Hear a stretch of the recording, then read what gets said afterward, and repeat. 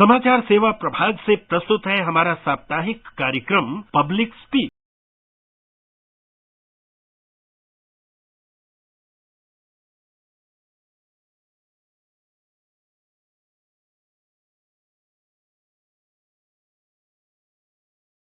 Public speak में आप सभी का स्वागत है। मैं हूं चंद्रिका जोशी। आज इस कार्यक्रम में हम साइबर अपराध और साइबर जागरूकता यानी cyber crime and cyber awareness पर चर्चा करेंगे। आपके सवालों के जवाब देने के लिए इस समय हमारे साथ स्टूडियो में उपस्थित हैं विशेषज्ञ मेहमान, Indian cyber crime coordination centre में सीईओ राजेश कुमार। राजेश जी, आपका हमारे स्टूडियो में बहुत बहुत स्वागत है। Thank you so much Chandrika ji. और अब श्रोताओं से हम ये कहना चाहते हैं कि इस विषय से संबंधित कोई भी सवाल आपका हो या कोई जानकारी आप चाहते हैं या कोई समस्या हो तो हमें फोन करें और हमसे बात करें। हमारे स्टूडियो की फोन लाइन खुल चुकी हैं। स्टूडियो का नंबर है 01123314444 23717106 और एक व्हाट्सएप नंबर है जिस पर आप अपना सवाल भेज सकते हैं हमें 9289094044 9289094044। तो डिजिटल धोखाधड़ी, ऑनलाइन खतरे, सुरक्षा के उपाय, शिकायत तंत्र, ये पूरा विस्तारित विषय है। तो बाइलिंगुअल प्रोग्राम है हमारा, हिंदी और इंग्लिश में किसी में भी आप सवाल पूछना चाहें। Digital frauds, online threats, security measures, complaint mechanism, ये सब इसके बारे में आप जानकारी ले सकते हैं। Twitter handle AIR news alert पर #AskAIR के जरिए भी सवाल पोस्ट कर सकते हैं। ये कार्यक्रम दूरदर्शन की DTH सेवा पर भी उपलब्ध है। अब आपके फोन कॉल्स का इंतजार है।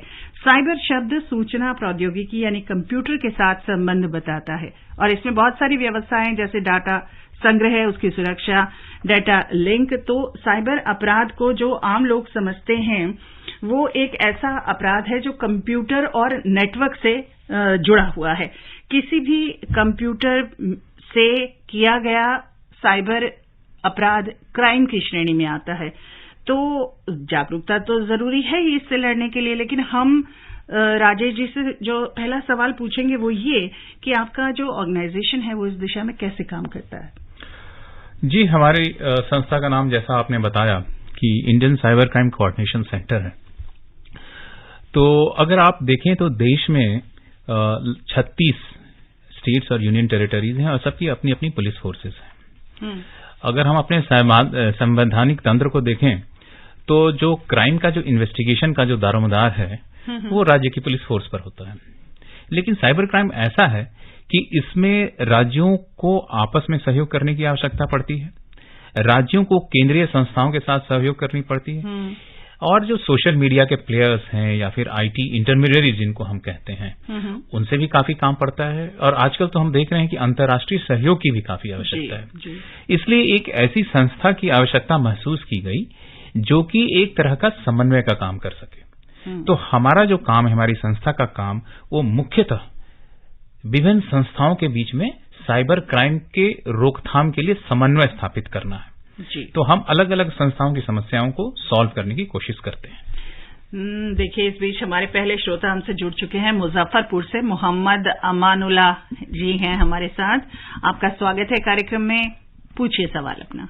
जी सर, मेरा सवाल ये है सर, जब हम लोग कंप्लेन करते हैं, जो कंप्लेन जो थाना में जाती है सर, थाना वाले डायरेक्ट बोलते हैं कि केस विथड्रॉल कर लो, कुछ बेनिफिट नहीं है, कुछ पैसे वैसे रिकवर होने वाले नहीं है। बैंक में भी सेम रिस्पॉन्स आता है। सर इसके अलावा हम कहाँ कंप्लेन करें? मैं 3 महीने से मैं सर परेशान हूँ। कितना मैंने मेल किया SSSP को, DSP को, कोई रिस्पॉन्स नहीं। IPS को तक मैंने मेल किया। आपके कुछ पैसे की गड़बड़ी कुछ हुई है? फोन कट गया। ओके, सो मोहम्मद अमानुल्लाह जी, अगर आप सुन रहे हैं तो मैं ये बताना चाहूंगा कि हमारी संस्था एक साइबर क्राइम हेल्पलाइन नंबर चलाती है 19301930 और इसके साथ साथ हमारा एक वेबसाइट भी है cybercrime.gov.in। तो आपकी जो समस्या है, मैं मानता हूं कि बहुत ही कॉमन समस्या है, क्योंकि अभी पुलिस तंत्र में वो शायद अभी तक वो कैपेबिलिटी डेवलप नहीं हुई है जिससे वे सभी फ्रॉड्स को सॉल्व कर पाए। लेकिन कॉल नहीं लेना और किसी पर एक्शन नहीं लेना यह तो सही नहीं है। तो मैं आपसे निवेदन करूंगा, चूंकि आप मुजफ्फरपुर से बात कर रहे हैं, तो आप 1930 एक बार डायल कर देखें, वो आपकी कंप्लेन जरूर सुनी जाएगी। क्योंकि जहां तक मुझे पता है पिछले कुछ महीनों में बिहार का परफॉर्मेंस काफी इंप्रूव हुआ है 1930 पे, और अगर नहीं तो कम से कम cybercrime.gov.in पर आप लॉगिन करके वहां अपनी कंप्लेन दर्ज करा सकते हैं। राजेश जी, जैसे ये सिस्टम डेटा नेटवर्क को साइबर खतरों और हमले होते हैं, हम ये देखते हैं, सुनते भी हैं, लेकिन इसके लिए जब हम जागरूकता की बात करते हैं, क्योंकि सबसे बड़ा हथियार वही होता है कि आप उस चीज के लिए जागरूक रहें जी, तो उसके लिए आप क्या कहेंगे, कैसे जागरूक करें? तो इसके लिए बहुत जरूरी है कि हम लोग साइबर हाइजीन का पालन करें। जैसे कि कोरोना के टाइम हम लोग कहते थे कि सैनिटाइज करें हाथ को, 2 गज की दूरी, मास्क है जरूरी। तो वही चीज जो कि हम लोग फिजिकल लाइफ में करते हैं किसी भी खतरे से बचने के लिए, वही साइबर में भी करना चाहिए। साइबर में हम किस लिंक पर क्लिक कर रहे हैं, भैया ध्यान से देखें कि आप कहां ले जा रहा है, आप पढ़ लें उसको, और अगर वो ब्राउजर में खुलता है तो देखिए वो आपको कहां लेकर जा रहा है। आपको साइबर स्पेस में कोई कुछ प्रॉमिस कर रहा है, जैसे आमतौर देखा जाता है कि या तो एसएमएस के जरिए, एडवर्टाइजमेंट के जरिए, या फिर चैट प्लेटफॉर्म्स पर मैसेजेस के जरिए आपको प्रॉमिस किया जाता है कि आपको बहुत बड़ी अच्छे रिटर्न मिलेंगे, आप यहां पैसा इन्वेस्ट कीजिए, या फिर किसी दूसरे तरह से भी लालच दिया जाता है। जैसे कोई किसी लड़की का फ्रेंडशिप रिक्वेस्ट आ गया, लेकिन पता चलेगा आपको कि एक्चुअली वो अपने ही किसी दुश्मन मुल्क से वहां के कोई इंटेलिजेंस ऑपरेटिव्स उसको चला रहे हैं। तो ये आप जो आम दैनिक जीवन में जो सतर्कता बरतते हैं, साइबर स्पेस में भी वही सतर्कता बरतिए। क्योंकि हम ये देख रहे हैं कि बहुत सारे जो अपराध हो रहे हैं या जो लोग शिकार बन रहे हैं, इसलिए नहीं शिकार बन रहे हैं कि कोई बहुत ही अपनी गलती की वजह से बन रहे हैं, अपनी नासमझी की वजह से बन रहे हैं। हर चीज पे ट्रस्ट नहीं करें। हम लोगों की आदत है कि हमें कोई भी लिंक मिलता है तो हमें लगता है कि शायद ये ट्रस्टवर्दी ही होगा, लेकिन ट्रस्ट को जांचें। और खास करके जो आर्थिक अपराध में हम देख रहे हैं कि आप पैसा देने से पहले जरूर सोचें, ये देखें कि आपको वो क्यों दे रहे हैं किसी व्यक्ति को वह पैसा। और वो आप जैसे हम देखते हैं कि यूपीआई में लोग स्कैन करके पैसा इसलिए स्कैन करते हैं कि पैसा उन्हें मिलेगा, लेकिन वो ये नहीं जान रहे हैं कि उसको सामने यूपीआई आपको अलर्ट कर रहा है कि यह आप पैसा देने जा रहे हैं। तो उस पर थोड़े और सावधान होने की आवश्यकता है। आपने एक और चीज डेटा की सुरक्षा के बारे में कहा, तो यह भी महत्वपूर्ण विषय है कि आप देखिए बहुत सारे आज जो वॉरफेयर है वो साइबर में बदल गया है। तो नेशन स्टेट्स बैक्ड एक्टर्स भी हैं, जैसे कई हमारे जो दुश्मन मुल्क हैं उन्होंने कई ऐसी टीम खड़ी रखी है जिनको एडवांस्ड परसिस्टेंट थ्रेट्स भी कहा जाता है, जिनका काम ही यही है कि वो वहां के सिटीजन्स की, वहां के गवर्नमेंट की या वहां के और कुछ सीक्रेट जो भी डेटा है उसको जमा करें और उसका उपयोग फिर देश को हानि पहुंचाने। हम वैश्विक स्तर पर भी बात करेंगे। इस बीच हमारे साथ एक श्रोता जुड़ चुके हैं, मध्य प्रदेश से हैं राजेश जी, बोलिए। नमस्ते मैडम। नमस्ते, सवाल पूछिए। अग्रवाल बोल रही हूँ, देवास मध्य प्रदेश से। ये जैसे आए दिन ये खाते से पैसे चले जाते हैं अचानक मैडम, तो ये क्या, इसके लिए क्या उपाय होना चाहिए? देखिए राजेश जी, खाते से पैसे चले जाने के लिए तो पहले सबसे बड़ी जरूरी है कि आप किसी को भी पैसे देने से पहले सोचें कि किसको दे रहे हैं, क्यों दे रहे हैं। एक दूसरा, अगर पैसे चले गए तो उसको तुरंत रिपोर्ट करें।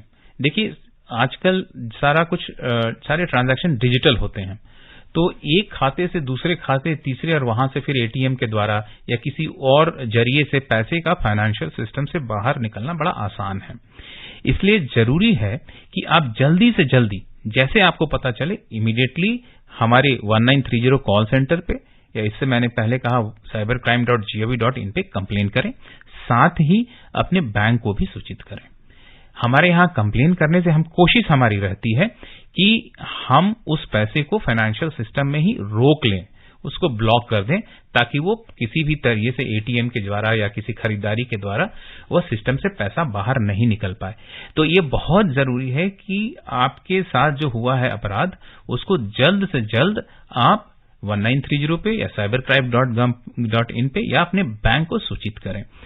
देखिए आज हमने जो सिस्टम क्रिएट किया। राजेश जी मैं यही बात करी थी कि यही जागरूकता है कि अपने एटीएम का पिन नंबर ना बताएं किसी को, या ईमेल है तो पासवर्ड ना बताएं। तो जो चीज गोपनीय है उसको गोपनीय, जो आपने कहा ना कि विश्वास ना करें, तो गोपनीयता तो बरकरार रखनी जरूरी है। जी बिल्कुल।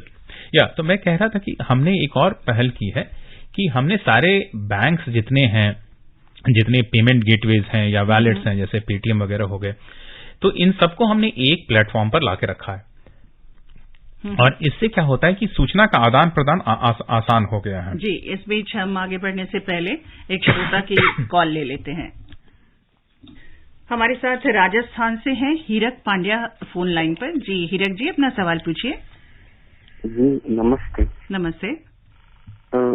मैम, ये जो एप्स डाउनलोड करते हैं ऑनलाइन, से कोई निजता प्रभावित होती है क्या? अच्छा, एप्स डाउनलोड करते हैं उससे कोई निजता प्रभावित होती है? जी बिल्कुल, निजता प्रभावित होती है। तो देखिए कोई भी ऐप डाउनलोड होता है तो देखिए आपकी वो परमिशंस लेता है। हाँ, क्या बिल्कुल बिल्कुल। तो आप जब परमिशन देते हैं तो बहुत सारे लोग बिना सोचे उसको सबको यस कर देते हैं, क्योंकि यस नहीं करेंगे तो ऐप डाउनलोड नहीं होगा, इंस्टॉल नहीं होगा। तो ये आप जाने कि आप जिस चीज की भी ऐप डाउनलोड कर रहे हैं वो कुछ ना कुछ आपके परमिशंस ले रहा है और आपकी निजता, आपकी प्राइवेसी को अफेक्ट कर रहा है। साथ ही साथ ये तो चलिए जो अच्छे ऐप्स हैं वो पहले ही आपको बता देते हैं कि मैं ये लेने वाला हूं, लेकिन कई ऐप्स ऐसे हैं जो प्ले स्टोर में या फिर आपके दूसरे फाइल्स के जरिए, लिंक्स के जरिए आते हैं, एपीके फाइल जिसे कहते हैं, वो आपको बिना बताए ही आपका डेटा ले लेते हैं। तो आपको पता भी नहीं चलेगा कि आपके फोन के किस किस हिस्से को एक्सेस कर रहे हैं और उसका दुरुपयोग करते हैं। ये चीज खास करके हमने लोन ऐप्स में देखा है। आपने देखा हो, कई अखबारों में भी पढ़ा होगा कि लोन ऐप्स हमारे एक पड़ोसी देश से बहुत चलाए जा रहे हैं। अधिकतर लोन ऐप्स जो हैं हमारे एक दुश्मन मुल्क से के द्वारा ही चलाया जा रहा है, और इसके द्वारा आपने पेपरों में पढ़ा भी होगा कि आत्महत्याएं भी हो रही हैं। वो लोन तो ले लेते हैं लोग, बहुत ही ऊंचे दर पे लेते हैं, और उसके बाद वो हरासमेंट, ब्लैकमेलिंग, फोटोज को मॉर्फ करना और बदल बदल के जिंदगी ऐसी कर देते हैं कि कई लोगों ने इसके लिए आत्महत्या की है। तो मेरा ये जो भी श्रोतागण है इस समय, उनको मैं ये बताना चाहूंगा कि ये जो आप लोन डाउनलोड करते हैं ऐप, वो ध्यान से पढ़ लें कि क्या करने वाला है आपके फोन के साथ और उसके टर्म्स एंड कंडीशंस क्या हैं, और यदि आपको वो परेशान कर रहा है तो इमीडिएटली उसे अनइंस्टॉल कर दें और पुलिस में कंप्लेन करें। तो जो भी इस तरह के लोन है जो कि गैर कानूनी ढंग से आपसे पैसा उगाही कर रहे हैं, आपका दुरुपयोग कर रहे हैं आपका डेटा को, इनके खिलाफ जरूर कंप्लेन करें। राजेश जी, जैसे अनजाने में लोग इसके शिकार हो जाते हैं, जैसे यस यस करते जाते हैं कि वो कहते हैं मैं आपके फोटोज देख सकता हूँ, यस हम वीडियो ये कर सकते हैं, आपकी लोकेशन, तो ये तो अनजाने में जागरूकता की कमी से शिकार होते हैं, लेकिन अनजाने में अपराध भी हो जाता है क्या? अनजाने में देखिए कुछ मामलों में कह सकते हैं कि अनजाने में भी अपराध होता है, खास करके जब हम लोग सोशल मीडिया पे कोई ऐसी चीज पोस्ट कर देते हैं जो हमें तो लगा कि यह तो बिल्कुल हार्मलेस है, लेकिन उसके वजह से प्रॉब्लम क्रिएट होते हैं। कई ऐसे इंस्टेंसेस आए हैं कि किसी लोगों ने, किसी बच्चे ने या किसी ने ऐसे चीजें पोस्ट कर दी, फोटोग्राफ्स या कोई वीडियो पोस्ट कर दी, जिसको लेकर के फिर लॉ एंड ऑर्डर इशू बन जाता है, सांप्रदायिक दंगे हो जाते हैं। तो इसलिए जरूरी है कि हम लोग किसी भी चीज को सोशल मीडिया पे आगे बढ़ाने से पहले, लिखने से पहले, उसको पूरी तरह से उसकी सत्यता को, उसकी वैधता को जांच लें कि क्या जो मैं भेज रहा हूं वो सच है या नहीं। तो ये जरूरी है कि ये एक तरह से र्यूमर फैलाना तो अपराध ही है ना। जी, यानी तकनीक के इस्तेमाल के लिए जागरूकता तो जरूरी है, लेकिन जिम्मेदारी भी बहुत जरूरी है। आपको जिम्मेदार नागरिक भी बनना पड़ेगा। दिल्ली से हमारे साथ फोन लाइन पर हैं संतोष इस समय। संतोष जी पूछिए। मैम नमस्ते। नमस्ते, बोलिए। हाँ मैम, जैसे हर चीज ऑनलाइन आजकल होने लगा है, और कभी कभी कोई कठिनाई का सामना भी करना पड़ जाता है। सवाल पूछिए। जी हाँ, सवाल मेरा ये है कि जिन जिन लोगों को नॉलेज है तो वो को तो मालूम है, लेकिन जिनको नॉलेज जानकारी नहीं है तो वो मतलब कोई अगर कठिनाई आती है इस विषय में तो कहाँ पे मतलब वो अपनी शिकायत कर सकता है? शिकायत कहाँ कर सकते हैं? जी तो इसमें जानकारी नहीं है अगर किसी व्यक्ति को किसी चीज के बारे में, किसी ऑनलाइन, तो किसी जानकार व्यक्ति से संपर्क करें। डिजिटाइजेशन जो देश में हुआ या पूरी दुनिया में हुआ है वो बहुत ही तेजी से विस्तार हुआ है, लेकिन उसके साथ साथ जो डिजिटल वर्ल्ड के बारे में जो ज्ञान है उससे क्या खतरे हैं उसका उतना प्रचार प्रसार नहीं हुआ है। तो हम लोगों ने डिजिटलाइजेशन को अपना तो लिया है, लेकिन उसको सेफ तरीके से कैसे यूज करना है उसका ज्ञान नहीं हुआ है। और ये बहुत ही अच्छी तकनीक है और बहुत सुविधाजनक है और बहुत सेफ भी है मेरे ख्याल से, अगर हम उसका सही तरीके से इस्तेमाल करें। हमारे जो श्रोता अभी हमसे जुड़े हैं, जो हमें अभी सुन रहे हैं, उन्हें हम बता दें कि ये कार्यक्रम है पब्लिक स्पीक। हम चर्चा कर रहे हैं साइबर अपराध और साइबर जागरूकता, यानी साइबर क्राइम और साइबर अवेयरनेस पर। आपके सवालों के जवाब देने के लिए इस समय हमारे साथ स्टूडियो में हैं Indian cyber crime coordination centre में सीईओ राजेश कुमार जी। आप अपने सवाल हमसे पूछ सकते हैं। व्हाट्सएप नंबर है 9289094044 और दूसरा नंबर है 01123314444। एक और नंबर है 23717106। कार्यक्रम में एक बार फिर आप सभी का स्वागत है। जैसे कि हम बातचीत में राजेश जी अभी ये कह रहे थे कि बाहरी देशों से भी साइबर अटैक होते हैं, ऑर्गेनाइजेशंस पर होते हैं, कॉर्पोरेट ऑफिसेज पर होते हैं। तो इससे बचने के लिए अभी जैसा कि हम G20 की मेजबानी कर रहे हैं, तो वैश्विक स्तर पर हमारे लिए एक अच्छा अवसर है कि इस तरह की कोई संधि या इस तरह के कोई समझौते हम विश्व समुदाय के सामने रखें, ताकि जो जिन देशों से इस तरह की बातें आ रही हैं वो भी पर्दाफाश हो सके, वो भी सामने आ सके। जी, मैं आपको बताना चाहता हूं कि G20 की अध्यक्षता इस समय भारत के पास है और इसी संदर्भ में हम लोग इसी जुलाई 13-14 को गुरुग्राम में crime and security in the age of NFTs, AI and metaverse नाम से एक G20 कॉन्फ्रेंस कर रहे हैं। इसमें G20 के देश और अन्य सहयोगी देश भी इसमें आमंत्रित हैं। तो भारत ने यह पहल इसलिए लिया है ताकि ये जो समस्या जो सब लोग अलग अलग अपने से झेल रहे हैं उन सबको एक जगह आने की आवश्यकता, एक मंच पर ला करके एक कॉमन अप्रोच अपनाना है। समस्याएं सबकी समान हैं, सबके सेम खतरे हैं, हर देश में लगभग से एक समस्याएं हैं। तो इसीलिए यह पहल भारत ने लिया है और इस कॉन्फ्रेंस के जरिए हम एक कोशिश करेंगे कि एक आम सहमति बन पाए कि इस तरह की समस्याओं को हम लोग कैसे सॉल्व करेंगे। तो ये गृह मंत्रालय की ओर से यह पहल है। इसके साथ साथ हम ये भी बताना चाहेंगे कि इस समय भारत यूनाइटेड नेशंस, संयुक्त राष्ट्र के तत्वाधान में भी एक कन्वेंशन निगोशिएट हो रहा है साइबर क्राइम के ऊपर, या उसको साइबर क्राइम कहें या फिर criminal use of information and communication technologies कहें। इसके ऊपर एक कन्वेंशन हो रहा है डिसाइड। तो उसमें भी भारत ने काफी अपने पॉइंट पक्ष रखा है और कई देशों को साथ लेके चल रहा है। तो शायद यहां भी हम लोग सक्सेसफुल हो पाए। जी, हमारे श्रोता हैं गोरखपुर उत्तर प्रदेश से रंजीत हमारे साथ। रंजीत जी बोलिए। Good evening ma'am. Good evening ji, Gorakhpur से बोल रहा हूँ। मेरा एक फ्रेंड हैदराबाद सेंट्रल यूनिवर्सिटी से दिल्ली आया था इंटर्नशिप करने। उसने मैजिक ब्रिक करके ऐप है जिसपे रूम्स वगैरह मिलते हैं, वो ऑनलाइन बुक किया, जिसपे उसने रूम देखा और उसने बोला कि यहाँ पे गर्ल्स रहती हैं तो आपको पहले 2,000 एक्स्ट्रा पेमेंट करना पड़ेगा, उसके बाद आपको पास बनेगा, तब आप एंट्री मिलेगी। और इस तरह से वो 4,000 ले लिए और रूम भी नहीं बताए। और इसका हम लोगों ने FIR किया था cyber police station south west Delhi में, और अभी तक इसका कुछ वो हुआ नहीं है। तो क्या करना चाहिए मैम आगे? जहां पे FIR हुआ था वहां पे आपको फिर से पूछना चाहिए उस पुलिस स्टेशन से, क्योंकि अगर उन्होंने FIR किया है तो जिसका मतलब है कि वो सीरियस हैं इस बात में, उस काम पे आगे बढ़ना चाहते हैं। तो मैं एक चीज आपको बताना चाहूंगा कि ये अपराध क्यों हुआ। इसलिए हुआ कि शायद जिस आदमी ने वहां पर पहले, या तो हो सकता है कि मैजिक ब्रिक के आप गलत वेबसाइट पे चले गए, वो ओरिजिनल मैजिक ब्रिक नहीं था, या फिर मैजिक ब्रिक पर ही किसी अनवेरिफाइड पर्सन ने एडवर्टाइजमेंट डाला था। तो ऐसा भी होता है कि इस तरह के प्लेटफॉर्म्स को फ्रॉडस्टर्स यूज कर लेते हैं। तो उसमें थोड़ा पैसा भेजने से पहले थोड़ी सी और आपको तहकीकात करनी चाहिए। हर बार संभव नहीं है, लेकिन किसी भी, मैं सारे श्रोताओं को यही बताना चाहूंगा कि पैसा भेजने से पहले आप जरूर जांच कर लें। जो भी इंटरनेट पे है वो सब कुछ सच नहीं है, सभी अच्छे लोग नहीं हैं। बहुत सारे बैड कैरेक्टर्स जो कि पहले फिजिकल वर्ल्ड में जो क्राइम किया करते थे अब ऑनलाइन कर रहे हैं, क्योंकि ऑनलाइन करना ज्यादा आसान है। इसके लिए वेबसाइट चेकिंग के लिए आप क्या सलाह देंगे कि किस तरह से?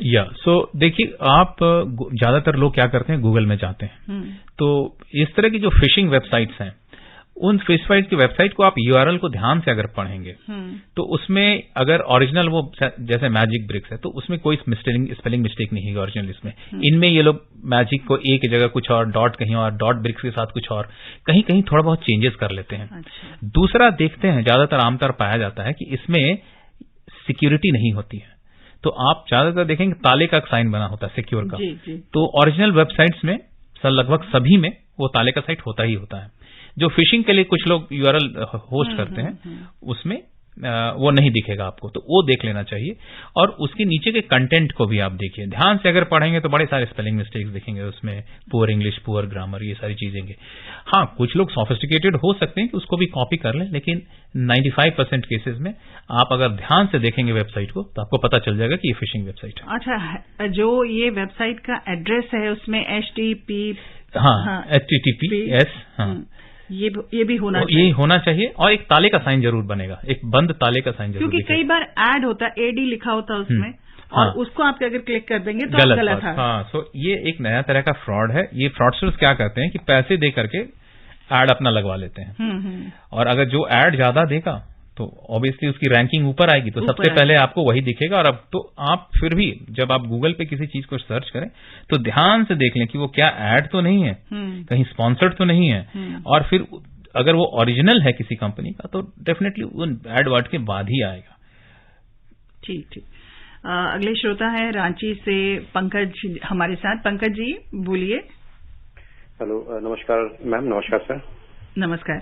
मेरा ये क्वेश्चन था कि जैसे आजकल गांवों में अब क्योंकि डिजिटल बहुत ज्यादा हो गए हैं, तो लेकिन अभी भी जैसे जॉइंट फैमिलीज होती हैं गांव में, एक फैमिली के पास एक या दो फोन होते हैं, तो इतना खतरा रहता है कि हमारे पास इतनी बड़ी फैमिली में सबके पासवर्ड्स एक दूसरे के साथ हैं, सोशल मीडिया अकाउंट हम इस्तेमाल कर रहे हैं, तो कितनी इसमें ज्यादा मतलब खासतौर पे गांव में, रूरल एरियाज में जागरूकता की जरूरत है, जिससे कि हम ज्यादा सावधानी बरतें इस मामले में कि जो फोन इस्तेमाल कर रहे हैं वो बड़ी फैमिली में, एक्सटेंडेड फैमिलीज में, वो उसका इस्तेमाल सही से हो। नमस्कार पंकज, मैं आपको ये बताना चाहूंगा कि जहां भी आप बच्चे के या किसी वृद्ध के या ऐसे व्यक्ति के हाथ में स्मार्टफोन दे रहे हैं तो आप उसको एडुकेट करें पहले। इसमें एजुकेशन ही शायद हमारा बेस्ट उपाय है, बेस्ट डिफेंस है। Education is our best defence against cyber crime. तो आप बच्चे के हाथ में आपने स्मार्टफोन तो दे दिया और पूरी दुनिया उसकी मुट्ठी में आपने कर दी, लेकिन उसको यह नहीं बताया कि उसको कहां कहां से खतरे हो सकते हैं। आपने फाइनेंशियली उसको एम्पावर तो कर दिया है, लेकिन फाइनेंस कैसे यूज करना है उस पर भी थोड़ा टाइम अगर आप डिवोट करें तो ये बहुत बढ़िया होगा। और in fact Indian cyber crime coordination centre, हमारी संस्था, एक साइबर वॉलंटियर फ्रेमवर्क भी चलाती है, जिसमें हम चाहते हैं कि लोग आए, अपने आप को साइबर वॉलंटियर के रूप में रजिस्टर करें और स्कूलों में, गांवों में, घरों में, मोहल्लों में जा जाकर साइबर हाइजीन और साइबर सेफ्टी की बातें बताएं। कुछ राज्यों में मसलन जैसे गुजरात, चंडीगढ़, इन जगहों पर ये साइबर वॉलंटियर फ्रेमवर्क बड़ा अच्छा काम कर रहा है और लोगों को घर घर में नुक्कड़ नाटक के जरिए, सोशल मीडिया पर मीम्स, वीडियोस के जरिए ये लोग काफी अवेयरनेस फैला रहे हैं। तो जो लोग पढ़े लिखे हैं, जो लोग इससे जागरूक हैं, वो दूसरों को जागरूक करें। मुझे लगता है इसमें जागरूकता बहुत हद तक जरूरी है। राजेश जी, कई बार तो मैंने ऐसा भी सुना है कि लोग पिन भूल जाते हैं अपना नंबर, तो लिख के अपने पर्स के अंदर ही डाल देते हैं, तो पर्स अगर इधर उधर हो गया तो वो पिन भी गया। बिल्कुल। तो उसको तत्काल ब्लॉक करना या रुकवाना वो बहुत जरूरी है जी। हमारे अगले श्रोता हैं दिल्ली से समीर हमारे साथ। हेलो। हेलो मैम जी बोलिए। मैम, मेरा सर से सवाल है कि मैं दिल्ली यूनिवर्सिटी का छात्र हूँ और हाल में ही सर ये चीजें बहुत पॉपुलर हो रही हैं, बॉयज लॉकर रूम जैसी जो चीजें हैं, अगर आप जानकारी में हो, कि टेलीग्राम या विशेषकर स्नैपचैट जैसे कुछ ऐप हैं जहाँ पे कुछ लड़के, हमारे कॉलेज में ये घटना हुई थी कि एक ग्रुप बनाते हैं और कुछ वल्गर फोटोज या कुछ आपत्तिजनक तस्वीरें शेयर करते हैं लोगों की। तो क्या इसको मॉनिटर करने के लिए साइबर क्राइम ब्रांच या सरकार की कोई विशेष पॉलिसी या लगातार का प्रयास है? क्योंकि अक्सर हम ऐसा देखते हैं कि टेलीग्राम या स्नैपचैट जैसे जो ऐप होते हैं वो एक बड़ा अड्डा बन गए हैं इस तरह के क्राइम्स का, तो इन पे कैसे लगाम लगाई जा सकती है? Okay, thank you Sameer. ये तो कुछ तो टेक्निकल इश्यूज हैं, जैसे कि इनक्रिप्टेड कम्युनिकेशन को ब्रेक नहीं किया जा सकता है, उसकी मॉनिटरिंग लगभग संभव नहीं है।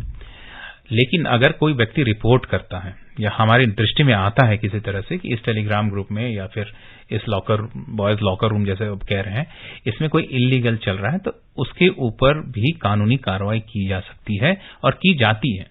मैं बता दूं, कई राज्यों के पुलिस फोर्सेस बहुत ही प्रोएक्टिवली इन सब फोरम्स को मॉनिटर करते रहते हैं, इन चैनल्स को मॉनिटर करते रहते हैं, और वो लगातार उसको हमारे साथ और वो सोशल मीडिया प्लेटफॉर्म के साथ उठाते हैं और उनकी हम ब्लॉकिंग कर पाते हैं।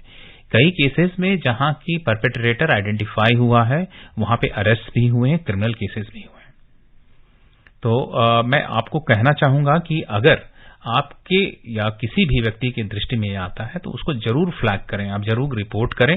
हमारे साइबर वॉलंटियर फ्रेमवर्क में भी एक इलीगल कंटेंट फ्लैगर का भी एक स्कोप है। तो अगर आप साइबर वॉलंटियर बनते हैं तो आप उसको इलीगल कंटेंट को फ्लैग कीजिए, उसके ऊपर लॉ इन्फोर्समेंट पुलिस एजेंसीज उसके ऊपर कार्रवाई करेगी। ये अपनी जो एप्लीकेशन है या जो अपनी बातचीत है, ये आपकी वेबसाइट पर भी कांटेक्ट करके कर सकते हैं? बिल्कुल कर सकते हैं। हमारी वेबसाइट पे भी अगर आपको लगता है कि कहीं पे कुछ गलत है, इमीडिएटली आप वेबसाइट पे रिपोर्ट कर दीजिए।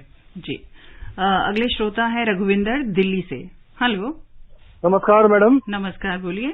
सर को भी नमस्कार। नमस्कार जी। रघुविंदर सिंह चट्ठा बोल रहा हूँ, नई दिल्ली 27 से। जी, स्वागत है आपका, बोलिए। सर मेरा सवाल ये है कि जब हम ऑनलाइन शॉपिंग करते हैं उसमें तो हमें अपना सारा बैंक अकाउंट नंबर, ब्रांच पहले से देनी पड़ती है, वहाँ पे ऐड करनी पड़ती है, सेव करनी पड़ती है, और जब हम कोई भी परचेज करते हैं तो सीसीवी नंबर भी वो मांगते हैं। तो ये साइबर क्राइम से कितना बचाव कर सकती है, कृपया बताने का कष्ट करें। जी देखिए, आप मेरा सलाह यह रहेगा कि आप यूपीआई का प्रयोग करें ज्यादा से ज्यादा, और आप अपने उसी कम से कम दो बैंक अकाउंट मेंटेन करें। एक में जिसमें आपका ज्यादा पैसा रहता है, मेन बैंक अकाउंट को कभी भी लिंक ना करें, आप जिसमें आप थोड़ा थोड़ा करके वैलेट में डालिए और उसको यूज कीजिए। तो अगर आप वो कॉम्प्रोमाइज होता भी है तो आपकी लायबिलिटी कम रहेगी, कम पैसा जाएगा। तो ये आप कर सकते हैं। और दूसरी बात, जहां पे आपको सीवीवी नंबर वगैरह डालना पड़ता है तो वहां हमेशा आप ध्यान रखें कि आप सेव नहीं करें वो डेटा। उसमें डेटा कभी कभी क्या होता है, ब्राउजर में हम लोग सेव कर लेते हैं। हाँ, उसमें नीचे लिखा होता है और हम बिना पढ़े उसको क्लिक कर देते हैं। यस। तो देखिए, किसी दिन आपका कंप्यूटर कॉम्प्रोमाइज हुआ तो पूरा ब्राउजर से वो पढ़ लिएगा वो सारा कुछ, या फिर आप किसी शायद अगर वो गलत साइट पे आपने डाल दिया तो फिर सारे के सारे पूरा बैंक अकाउंट के हाथ में। इसी तरह जो साइबर कैफे का इस्तेमाल करते हैं काफी लोग, उनको भी इस तरह की सावधानी, साइबर कैफे में तो और खास करके इस तरह की सावधानी बरतनी चाहिए, क्योंकि नहीं जानते हैं कि आप अगला यूजर कौन है, या फिर साइबर कैफे वाला ही कहीं कुछ गड़बड़ न करते वहां पर। तो ये सब एहतियात हैं जो कि हम जिस पर चर्चा कर रहे हैं। मैं नेटवर्क सुरक्षा जो है उसके बारे में थोड़ा आपसे जानना चाहूंगी। जी, नेटवर्क सिक्योरिटी बहुत इंपॉर्टेंट है। हमारे सारे खास करके आजकल सिस्टम्स हैं, आईटी सिस्टम्स हैं या ओटी मतलब ऑपरेशनल टेक्नोलॉजी सिस्टम्स हैं, वो सारे आजकल इंटरलिंक्ड नेटवर्क पर ही चलते हैं। एविएशन, ट्रांसपोर्टेशन, पावर, जितने हैं ये सारे सेक्टर्स हैं इस पे। नाउ ये सब हमारे क्रिटिकल सेक्टर्स हैं। अगर इस पर हम सिक्योरिटी या हाइजीन पर ध्यान नहीं दिया हमने तो सारे कॉम्प्रोमाइज होने की आवश्यकता है। जैसे आपने एम्स के अटैक के बारे में सुना ही था, रैंसमवेयर अटैक में। तो किसी एक व्यक्ति की गलती ये पूरे के पूरे सिस्टम को प्रभावित करती है। तो जरूरी है कि किसी भी सिस्टम को यूज करने वाला व्यक्ति वो हर हाइजीन को मेंटेन करे और वो कोई ऐसी गलती न करे जिससे कि वो सिस्टम को खतरे में डालता है। जी, तो कार्यक्रम का निर्धारित समय समाप्ति की ओर है। आप जितने भी हमारे श्रोता हैं जिन्होंने कार्यक्रम में हिस्सा लिया, उन सबका बहुत बहुत धन्यवाद। Indian cyber crime coordination centre में सीईओ राजेश जी हमारे साथ थे। राजेश कुमार जी, आपका बहुत बहुत धन्यवाद। आपने हमारे श्रोताओं को जो जानकारी दी, और इसका हासिल यही है इस चर्चा का कि अपने को सुरक्षित रखकर हम तकनीक का इस्तेमाल करें। कार्यक्रम आपको कैसा लगा, इसके बारे में हमें अवश्य बताइएगा। आप ईमेल कर सकते हैं airnsdtalks@gmail.com। कार्यक्रम को दोबारा सुन सकते हैं हमारी वेबसाइट पर। पब्लिक स्पीक का आज का ये अंक यहीं समाप्त होता है। अगले सप्ताह सोमवार रात ठीक 9:30 बजे एक बार फिर उपस्थित होंगे। चंद्रिका जोशी को अनुमति दीजिए। नमस्कार।